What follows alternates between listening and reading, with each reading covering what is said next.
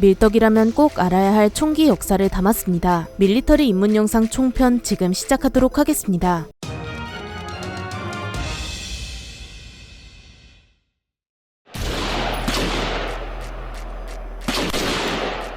아마 총을 모르는 사람은 없을 것입니다. 총이 얼마나 강력하고 무서운지도 잘 알고 계시겠죠? 멀리 있는 적도 강력한 총알로 단번에 제압할 수 있는 총기는 우리가 생각하는 것보다 훨씬 재미있는 과정을 통해 탄생했습니다. 사극을 보면 칼이나 활을 가지고 싸우는 모습을 쉽게 볼 수 있는데요. 그런데 사실 총의 핵심이었던 화약은 700에서 800년대에 중국에서 이미 발명된 상태였습니다. 다만 화약을 무기에 사용한 것은 그로부터 시간이 조금 흐른 뒤였죠. 동양의 경우 총과 같은 작은 개인화기를 사용하는 것보단 대포처럼 큰 화포를 운용하는 것을 선호했습니다. 따라서 총기의 발전이 원활하지 못했지만 화약이 서양으로 흘러 들어가면서 상황이 180도 바뀝니다. 동양과는 달리 화약의 힘을 일찌감치 깨달았고 이때부터 총의 역사가 본격적으로 꿈틀대기 시작했습니다. 당시 서양은 동양과는 조금 다른 고민이 있었습니다. 바로 판금 갑옷을 입은 병사들로 중세시대의 아이언맨이라고 불릴 만큼 온몸에 철갑을 두르고 있었습니다. 이 친구들끼리 맨날 칼이나 활로 두들겨 패봤자 서로 죽지도 죽이지도 못하는 상황이었으며 그냥 결론도 안 나고 힘만 빠지는 지옥 같은 상황이었죠. 그런데 이때 총이 등장해 갑옷을 싹 다 뚫어버렸는데요. 사람의 힘을 훨씬 능가하는 절대적인 화약의 힘이 그 위력을 발휘했죠. 아, 이게 답이구나 싶은 유럽 친구들은 총에 전념하기 시작하고 순식간에 유럽은 총기 기반 무장으로 변모했습니다. 이렇게 등장한 총이 바로 화승총. 최초의 총이 화승총이냐 아니냐에 대해선 말이 많지만 화승총을 계기로 보병이 휴대하는 총기가 보편화되었고 이 화승총은 아이언맨들을 무찌르고 철갑옷을 세상에서 몰아냅니다. 이때부터 전쟁의 중심이 말을 탄 기병과 아이언맨 기사들에서 총을 든 보병으로 옮겨갔습니다. 이렇게 발전된 총이 다시 아시아로 넘어오며 조총의 형태로 널리 퍼지는데요. 이 친구가 바로 임진왜란에서 일본이 갖고 온 총기입니다. 사극을 보면 우리나라는 활을 쏘고 일본은 총을 쏘니 훨씬 뒤떨어져 보이기도 하는데 여기에는 재미있는 이유가 있었습니다. 조총이라는 무기의 등장은 조선도 잘 알고 있었습니다. 이때 조선의 왕이었던 선조 앞에서 활과 조총 중 뭐가 더 나은지 테스트를 해보는데 결과는 아이러니하게도 활이 압승을 거두었는데요. 조총이 겨우 한 발을 쏠 때 활은 무려 4-5발을 쏘았기 때문이죠. 그래서 조총도 뭐 별거 없구나 라고 생각하게 됩니다. 그런데 여기서 간과한 게 하나 있습니다. 활은 관역에 꽂히는 정도에 그치지만 총은 관역을 뚫고 지나갈 정도의 파워를 보여주다 보니 이런 화력의 차이로 인해 조선은 고전을 면치 못하게 됩니다. 어쨌든 임진왜란을 겪고 총의 위력을 제대로 실감한 뒤 조선 또한 조총 중심의 군대로 발전하기 시작합니다. 그런데 총이라는 존재가 엄청나게 강력한 것은 사실이었지만 문제점도 한두 군데가 아니었는데요. 구질구질한 정확도와 느려 터진 연사력이 큰 문제였는데 이런 문제가 생긴 이유는 간단했습니다. 일어서서 총을 바로 세우고 화약과 총알을 넣어 다진 다음 총을 발사해야 하는데 이렇게 쏘면 1분에 3발을 쏠까 말까였습니다. 당장 앞에서 적이 몰려오는데 화약을 다지고 있으면 정말이지 속 터졌겠죠. 또 훈련을 제대로 하지 못하는 것도 문제였습니다. 활은 쐈던 화살을 주워서 다시 쏘며 연습하면 되지만 총은 한 발 쏘려면 돈이 너무 많이 들었고 화약이 너무 비싸다 보니 적절한 훈련이 이루어지기 힘들었죠. 이것을 비롯한 여러 이유들로 연사력과 정확도는 정말 최악이었으며 이 문제점은 동서양 할 것 없이 모든 곳에서 터져 나옵니다. 이는 유럽의 전투 방식을 괴랄하게 바꿉니다. 과연 힘만 좋고 정확도와 연사력이 낮은 총을 어떻게 사용하면 효과적일까요? 답은 간단했습니다. 병사 수십 명이 줄지어 총을 들고 한 번에 총을 쏘면 적이 쉽게 접근할 수가 없습니다. 바로 전열보병의 등장이죠. 병사들은 경쾌한 음악을 들으면서 박자에 발을 맞추고 진열을 이뤄 적에게 다가간 뒤 일제히 사격을 가했습니다. 이런 독특한 방식은 적에게 큰 충격을 주긴 했지만 역시나 문제점이 한둘이 아니었는데요. 가장 큰 문제는 도화선에서 나타났습니다. 흔히 폭죽에 불을 붙이는 심지 같은 게 당시의 총에도 달려 있었는데 아무래도 불이 중간에 꺼지는 일도 많았고 발사 타이밍을 딱 맞추기도 힘들었습니다. 전열 보병 자체가 일렬로 동시에 발사하는 전략이었지만 생각만큼 잘 되지 않는 상황이었죠. 그래서 이제 총에 부싯돌 비슷한 걸 달아놓고 방아쇠를 당겨 격발하는 식으로 문제를 해결했는데요. 이렇게 등장한 총이 바로 플린트락 머스킷입니다. 이제 번거롭게 도화선에 불을 붙일 필요가 없어지며 완벽한 전열 보병이 탄생하게 됩니다. 지휘관들은 체스를 하는 것처럼 언제 총을 쏠지 간을 보며 턴제 게임을 하는데 저쪽이 한 번 쏘면 우리도 한 번 쏘고 이 과정을 반복하며 피해가 너무 너무 커지거나 먼저 겁을 먹는 쪽이 후퇴하는 방식이죠. 이렇게 지옥 같은 전열 보병 시대의 지휘관들은 항상 승리할 방법을 고민했는데요. 당연히 우리 쪽 피해를 줄이거나 상대의 피해를 늘리면 승리 가능성이 높아집니다. 이맘때 총알을 앞으로 넣는 것 대신 뒤로 넣는 방식이 등장하는데, 총알과 화약이 미리 세트로 붙어있는 총탄을 개발해서 총탄을 총기 뒤로 집어넣어 빠르게 장전하는 방식이죠. 이러면 장전 주기가 빨라지는 것은 물론 아군의 피해도 줄일 수 있었는데요. 이제 더 이상 일어선 상태로 싸울 필요가 없어졌습니다. 기존에는 화약을 붓기 위해 무조건 총기를 세워야 했지만 총탄을 뒤로 넣는 방식은 어떤 자세든 상관이 없습니다. 이때부터 병사들이 막 기어다니기 시작합니다. 상상해볼까요? 여러분은 서서 적과 싸우는데 적은 막 언덕에 엎드려 있습니다. 적의 노출 면적도 훨씬 줄어들고 심지어 나보다 적의 장전 속도가 더 빠릅니다. 이런 조건이라면 사실 승리를 기대하긴 힘들어지죠. 이를 계기로 서서 장전하는 총이 몰락하며 다시 한번 총기의 혁신이 일어나는데요. 1800년대 후장식 총기와 더불어 많은 것들이 바뀌었습니다. 종이로 만든 초기 탄피의 재질을 금속으로 바꾸고 총알이 발사되는 총열을 매끈한 형태에서 강선이라는 홈이 생긴 형태로 바꾸기도 했습니다. 총알이 회전하면서 날아갈 수 있게 안에 홈을 파두는 것으로 이런 형태는 총기의 정확도를 높여주죠. 이제는 전열 보병과 같이 대놓고 싸울 필요가 없어지고 대신 열심히 숨어서 싸우는 방식으로 바뀝니다. 이렇게 연사력이 좋아졌지만 인간이라는 게 참 욕심이 많아서 더 빠르게 총을 쏘기 위한 연구를 멈추지 않았습니다. 어떻게든 연사력을 높이는 것이 중요하다고 여기고 수많은 연구를 거듭해 볼트 액션이라는 총기를 개발합니다. 흔히 배틀그라운드에 나오는 카구팔과 같은 총이 볼트 액션에 속하는데요. 5발 정도 미리 장전을 해뒀다가 한 발 쏘고 노리쇠를 다시 당겨 탄피를 빼내고 다음 탄을 쏘는 형태로 이제는 10초에 5발 정도는 사격이 가능할 만큼 연사 속도가 매우 빨라집니다. 이후 탄알집이라는 개념도 속속히 등장하면서 5발을 하나하나 장전하는 게 아니라 한 번에 장전하는 것까지 가능해지죠. 지금 보면 너무 당연하지만 당시에는 그렇지 않았습니다. 그런데 여러분은 카구팔 같은 총이 연사 속도가 빠른 것 같나요? 또 연사력을 높일 시기가 다가왔습니다. 전쟁을 지켜보던 게틀링이라는 의사가 약간은 잔인한 생각을 하게 되는데, 한 명이 100명분의 화력을 쏟아 부으면 전쟁터에 나가는 사람이 줄어들지 않을까? 라는 생각으로 게틀링이라는 연발 기관총을 만들어냅니다. 여러 개의 총을 엮어서 돌려가며 발사하는 방식으로 연사력이 미친듯이 올라갔습니다. 뭐 결과는 뻔하겠죠. 게틀링건의 등장으로 전쟁이 파국으로 치달았습니다. 각국은 총을 이렇게까지 빨리 쏠 수 있다는 사실을 깨달아 버렸고 더 극한으로 총을 빨리 쏘기 위한 연구가 진행됩니다. 총을 쏘면 화약이 터지며 가스압이 발생하는데 이는 총의 반동을 만들 만큼 꽤나 강력한 압력입니다. 여기서 똑똑한 기술자들이 이 힘을 장전에 이용하면 어떨까? 라는 생각을 하게 되고 그렇게 맥심이라는 사람이 이 방식을 이용해 최초의 현대식 기관총을 개발했습니다. 총알이 나가면서 발생하는 힘으로 다음 발을 자동으로 장전하며 또 연사력이 엄청나게 높아지죠. 맥심 기관총은 1당백은 물론 상황만 된다면 1당 1000도 가능할 만큼 압도적인 화력을 보여주었습니다. 이런 기관총들의 등장은 전쟁터를 지옥으로 바꾸었는데요. 기관총의 전쟁이라 할 수 있는 제1차 세계대전에서는 총탄을 피하기 위해 땅에 참호를 잔뜩 만들었습니다. 이렇다 보니 전쟁터는 하나의 거대한 미로에서 싸우는 형국이었으며 미로에서 적과 아군이 얽히고 설켜 싸우게 됩니다. 이때 기관총을 주축으로 하고 개개인은 볼트 액션 소총을 사용하기도 했지만 아무래도 두 총기 모두 근거리의 적을 상대하기엔 적합하지 않았습니다. 이에 보병이 들고 다니며 연발 사격을 할 수 있는 기관단총이 등장하죠. 현대에선 건물 내부에서 작전을 수행하는 대테러 특수부대원들이나 후방에 있는 병사들이 주로 기관단총을 사용하는데요. 탄환으로는 보통 가벼운 권총탄을 사용하며 우리나라의 K1 기관단총과 같은 경우 예외적으로 5.56mm 나토탄을 사용합니다. MP5나 UMP 시리즈와 같은 대부분의 기관단총은 아직 권총탄을 사용하죠. 이렇게 1차 대전에 기관단총이 등장했다면 2차 대전엔 돌격소총이 등장했습니다. 전차가 급격하게 발전한 2차 세계대전에선 참호전이 많이 사라졌는데요. 그러다 보니 사거리가 긴 연발총기가 필요해집니다. 기존의 소총은 사격 속도가 너무 느리고 권총탄의 기관단총은 너무 사정거리가 짧았으며 기관총은 무게가 너무 무거웠습니다. 그렇게 다시 한번 총기의 혁신이 일어납니다. 독일에서 STG-44가 탄생하며 돌격소총이 등장하는데요. 하지만 돌격소총이 가장 많이 조명받은 전쟁은 STG-44가 활약하던 2차 대전이 아니었습니다. 돌격소총이 현대전의 총기가 되겠구나 라고 생각한 시기는 다름 아닌 6.25 전쟁입니다. 6.25 전쟁에서 때로 돌격하는 중공군을 상대하기엔 천하의 미 해병대도 역부족이었죠. 미국은 전쟁이 끝나고 생각에 빠집니다. 보병 개개인이 기관총급의 화력을 낼 수 있으면 어떨까? 라는 생각으로 AR-15라는 총기를 개발합니다. 돌격소총은 기관단총보다 강력하지만 기관총보다 훨씬 가볍고 탄도 많이 들고 다닐 수 있습니다. 거의 모든 전장에서 운용할 수 있어 현재까지도 보통 돌격소총을 제식화기로 채택하고 있습니다. 가장 유명하다고 할 수 있는 AK-47이나 M16, 또 우리나라의 K2 소총도 돌격소총에 속합니다. 여기까지 기관총과 기관단총, 돌격소총이 등장했죠. 현대에서 기관총은 M2나 MG3, 기관단총은 MP5, 돌격소총에는 HK416이 최강으로 꼽히고 있습니다. 인간은 정말 오랜 기간 동안 총기의 연사력을 높이는 데 집중해왔기 때문에 어느 순간부터 연사력은 충분해지는데요. M134 미니건처럼 분당 수천 발을 쏘는 총들도 등장했지만 연사력이 일정 수준을 넘어가면 총알이 낭비되고 총탄 보급에도 문제가 생깁니다. 따라서 1, 2차 세계대전을 거치며 총기의 연사력보단 상황에 적합한 총기를 만들기 위해 노력해왔죠. 기관단총과 돌격소총 이외에도 이런 노력을 엿볼 수 있는 것은 바로 지정사수 소총인데요. 저격수보단 짧은 거리를 타격하고 일반 소총을 든 보병보다는 먼 거리를 타격하는 총기입니다. 지정사수들은 분대와 함께 이동하며 적의 기관총 사수, 적 저격수를 제거해 보병의 안전을 확보하는 역할을 맡습니다. 대표적인 지정사수 소총으로는 마크 14 EBR이나 L1A1 SLR 등이 있습니다. 이렇게 수많은 총기들이 등장하며 심지어 수류탄을 쏠 수 있는 유탄 발사기 소총과 같은 상황에 맞는 다양한 총기들이 개발되었습니다. 이후 총기의 발전은 사용자의 편의성에 모든 것을 맞추는데요. 총기 자체의 발전도 있지만 총기에 달리는 액세서리의 발전이 대표적입니다. 대표적인 액세서리는 앞을 밝히는 플래시, 조준하고 있는 곳을 알려주는 표적 지시기, 적을 조준하는 것을 도와주는 도트 사이트, 먼 거리를 쏘게 도와주는 망원 조준경이 있습니다. 이외에도 총기를 쉽게 잡을 수 있는 다양한 종류의 손잡이도 있죠. 이런 액세서리의 발달은 자연스럽게 레일의 발달로 이어졌는데 대표적으로 피카티니 레일이 있습니다. 피카티니 레일은 위와 같이 수많은 액세서리를 한 번에 달 수 있도록 돕는 일종의 플랫폼인데요. 피카티니 레일만 장착하면 액세서리들을 이것저것 끼워볼 수 있으며 비롯이 옆에 있는 전우와도 바꿔서 사용할 수 있습니다. 앞서 말했듯 이제는 연사력이 아닌 사용자 맞춤형으로 진화하고 있죠. 총이 이런 역사를 가지고 발전했다는 건 알겠는데 그럼 우리나라 총은 어떻게 발전했을까요? 과거 우리나라는 6.25 전쟁 당시 미국으로부터 M1을 그리고 베트남전을 기점으로 M16을 보급받아 군을 꾸렸습니다. 하지만 언제까지 남이 주는 총으로 무장할 순 없습니다. 마음속에 늘 품고 있던 자주국방을 실현하기 위해 우리나라 군이 쓸 제식화기를 만드는데요. 그렇게 1972년에 K2 소총 개발 사업을 시작했으며 3년 뒤인 1975년엔 K1 소총 개발 사업을 시작합니다. 사업은 K2가 먼저 시작했지만 먼저 개발한 총기는 이름에서도 알 수 있듯 K1입니다. 이후 우리나라는 권총, 기관총, 유탄 발사기, 저격총까지 우리 군이 쓸 총을 우리가 직접 만들었죠. 그리고 K1과 K2는 또 한 번 진화하게 됩니다. 현대식 군대 트렌드에 맞춰 신축형 개머리판과 총기 액세서리를 부착할 수 있는 레일 형태의 총기로 말입니다. 특히 K2는 K2C1으로 개량해 전방의 육군 일선부대에 보급되었죠. 현재는 이렇고 그럼 미래는 어떨까요?